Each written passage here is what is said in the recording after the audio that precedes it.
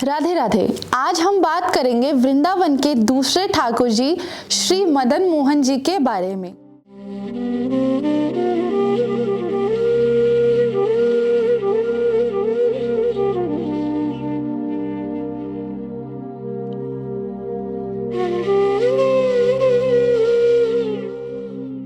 एक बार रूप गोस्वामी जी और सनातन गोस्वामी जी बंगाल के एक राजा के यहाँ उच्च अधिकारी थे। उनके पास राजाओं की तरह ही खूब वैभव था।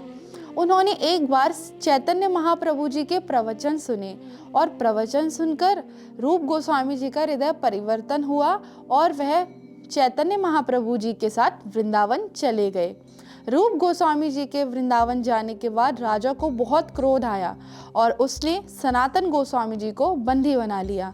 कुछ समय बाद सनातन गोस्वामी जी राजा की कैद से छूटकर वृंदावन की ओर चल दिए और वृंदावन जाकर उन्हें पता लगा कि उनके भाई रूप गोस्वामी जी ने गोविंद देव जी को प्रकट किया है।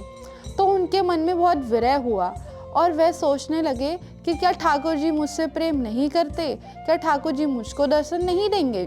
तो वह 10 दिनों तक चैतन्य महाप्रभु जी के सानिध्य में रहकर प्रवचन सुनते और ध्यान लगाते।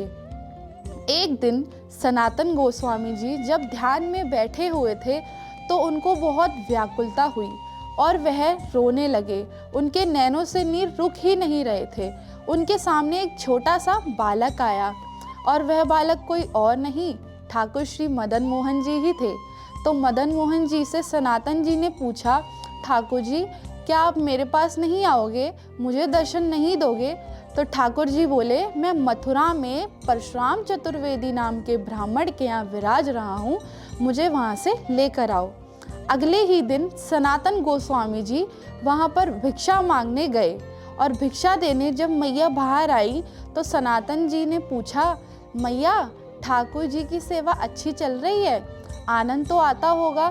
तो मैया बोली, ये बस देखने में ही प्यारो लगे, याने मेरो पूरा घर बिगड़वा दियो और अपने भंडार भर लिया आभूषणन के। तो सनातन गोस्वामी जी बोले, मैया इन्हें मोखू दे दो। मैया ने देने से इनकार कर दिया। उसी रात को ठाकुर जी ने मैया को स्वप्न में आकर दर्शन दिया और बोले, मैया तू तो बूढ़ी है गई है, तेरी जिंदगी के बस 7 दिन बचे, तू मोए बाबा को दे दे। तो अगले ही दिन मैया ने बाबा को मदन मोहन जी सौंप दिए। तभी से सनातन गोस्वामी जी मदन मोहन जी की सेवा करने लगे। राधे राधे।